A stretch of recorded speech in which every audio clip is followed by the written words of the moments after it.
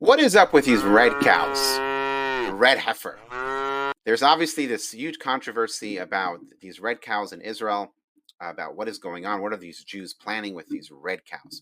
There was actually a Daily Wire reporter that took a selfie with some red cows that she found in a pen, I think in the city of Shiloh, the ancient city of Shiloh.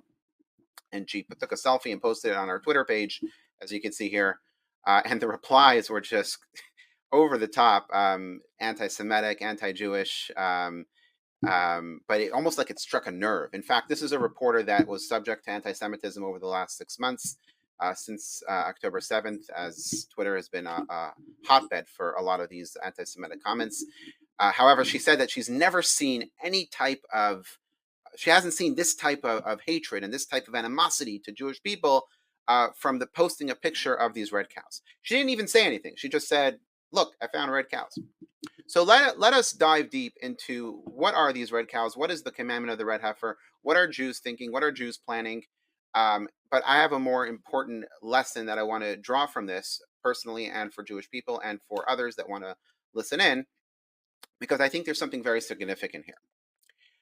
So the commandment or the mitzvah of the red heifer goes back to the book of Numbers, chapter 19, or as we know as Parshat Chukat, where God commands Moses and the Jewish people to take the ashes of a pure red heifer, and together with a concoction, it was used as a spray to purify those who came in contact with death, someone who was either preparing a body for burial or somebody who was in a room when somebody passed away. They didn't do anything wrong, but they were they're considered to be in a state of impurity, and they have to go through the 7-day process of purifying themselves through the ashes of the red heifer.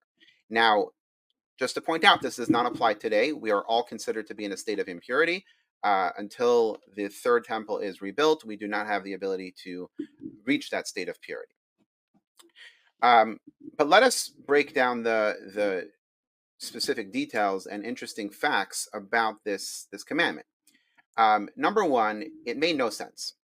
The Kohen, the priest that would spray the person who was impure to purify them, that priest, that Kohen, would become impure just by being the one to spray the person who was impure. That Kohen would become impure while the other person became pure. And there were many other details that were beyond logic and beyond understanding.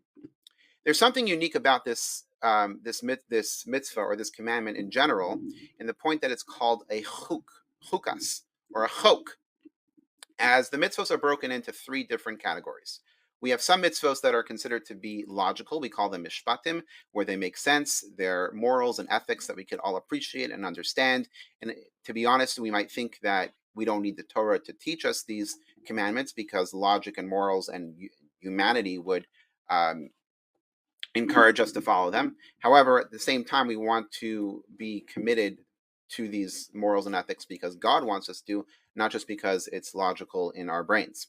Then there's a group of mitzvos or commandments that we consider os, which are signs, such as keeping the Shabbat, as recognizing that God rested on the 7th day, and we become a partner in creation by resting with God on the 7th day of the Sabbath.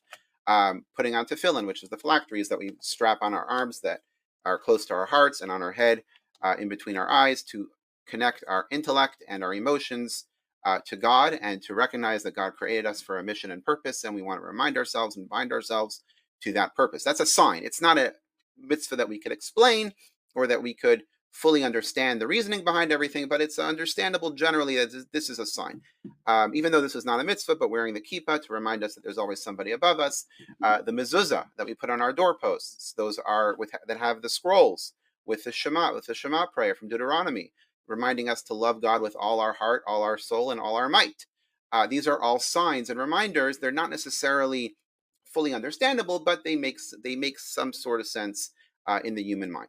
Then there are mitzvos that are called chukim, which are considered to be beyond logic, such as do not mix milk and meat, does not make any sense. Do not wear wool and linen, doesn't have a reason. Do not plant certain fruits or vegetables or other growths together, known as kilayim. That's also a mitzvah that is beyond our logic, and there are many others.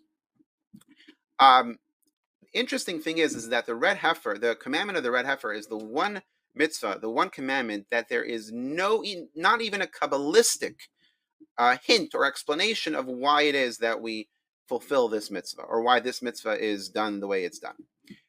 For example, the laws against mixing milk and meat. There are Kabbalistic reasons as to why we're not supposed to do that. Milk represents kindness or giving or flow, while meat represents discipline and strength. And if we mix them in the wrong order, then it could lead to negative character traits. But those aren't the official reasons. It's just Kabbalah giving us some insights. However, there are no hints or insights when it comes to the mitzvah of the commandment of the red heifer.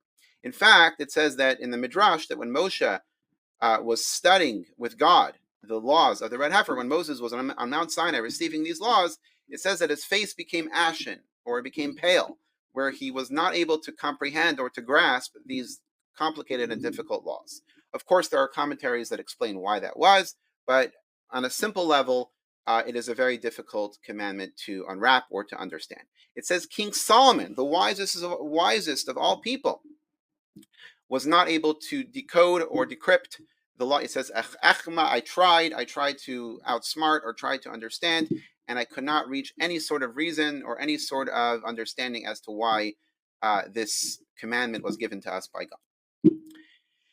Now, why does this red cow situation, why is it bringing about such hatred and such animosity to the Jewish people?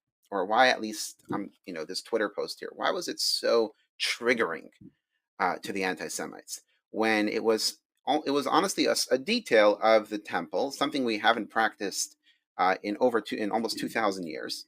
And yes, we believe that when Moshiach comes, when God brings about the end of days, which is and prophesied by Isaiah, that the world will be elevated to a full level of peace. One nation will not lift a sword to another nation. The wolf shall dwell with the lamb. In other words, the peace will permeate not just the human being, but also the animals. Nations will unite and will all want to be absorbed in the knowledge of God.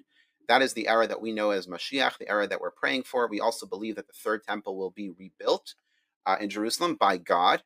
And then, yes, we will have the red heifer then, but by no means do we believe that by us sacrificing a red cow, which, by the way, it wasn't even a sacrifice, or by us collecting or finding red cows or building an altar, which is also not allowed, we do not believe that is going to usher in the Messianic era. We do believe that acts of kindness and good deeds, studying Torah and doing mitzvahs, will usher in the Messianic era, but we do not believe that this particular action is something which we're not even allowed to do without a temple, is going to usher in the Messianic era. However, it still triggered this anti-Semitic response, and I want to give a reasoning for that, or at least a potential answer or explanation as to why this is.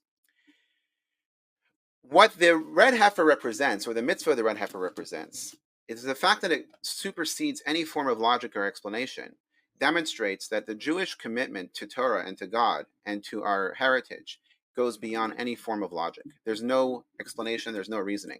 Every single Jew is imbued with this commitment to God that does not have a sense of any sort of reasoning. In fact, when a Jew gives their life for God, or has to sacrifice their life for God by being forced to worship idols, so to speak, or do something that they're not allowed to do, one of the three commandments that we're meant to give our life for, which include, God forbid, to take the life of someone else who's innocent, or number two, to worship idols, or number three, to engage in immoral sexual acts. So if any of those three things are presented to us, we're supposed to sacrifice our life rather than commit that sin. Now, the reasoning why throughout our history, there are so many Jews who were considered to be ignorant of Torah and observance, were ready to give their life, was not because it was a great cause and because, I'm dedicating my life for the cause of freedom or something else. It was because physically we can, or naturally, we cannot disconnect ourselves from that essential connection we have with God. And this is represented and personified by the mitzvah of the red heifer. The red heifer shows this deeper connection, this root that is unbreakable, this bond that is unbreakable between the Jewish people and God. And I want to share a story from a mentor, a rabbi that I used to learn with.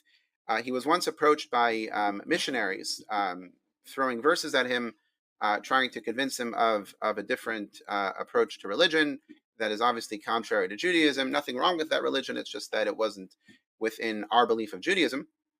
And this missionary said to the rabbi, listen, let's debate, And if you win, I'll convert to Judaism. And the rabbi answered, that's not fair, because if you win the debate, which you might, I'm still not going to convert to your religion. In other words, my commitment to my religion goes beyond logic. It goes beyond any sense of understanding. So even if logically you could somehow convince me that you're right, it's not going to change who I am and what I am. And that is what it truly means to be a Jew. Yes, we want to understand, we want to intellectualize, we want to make sense, we want to inspire, we want to motivate. But when it comes down to it, the deep down of every Jew has to be this commitment to God that goes beyond logic. And that is represented by this mitzvah, by this commandment that God gave us of the red heifer that doesn't lend itself to any sort of reasoning. So let's hope that this connection can be something we're proud of, and hopefully others will understand and respect our right to be Jews and our right to live in peace. We want peace for everyone. We want everyone to be able to practice the religion of their choice, everyone to connect to God in the religion of their choice. And yes, we pray for the Moshiach, which will ultimately be peace for everyone and the elevation of every single human being, not just the Jewish people. It's not going to be the sinners versus the righteous. It's going to be everyone will be elevated and involved in the making the world a better place. Let's hope it happens soon. Thank you.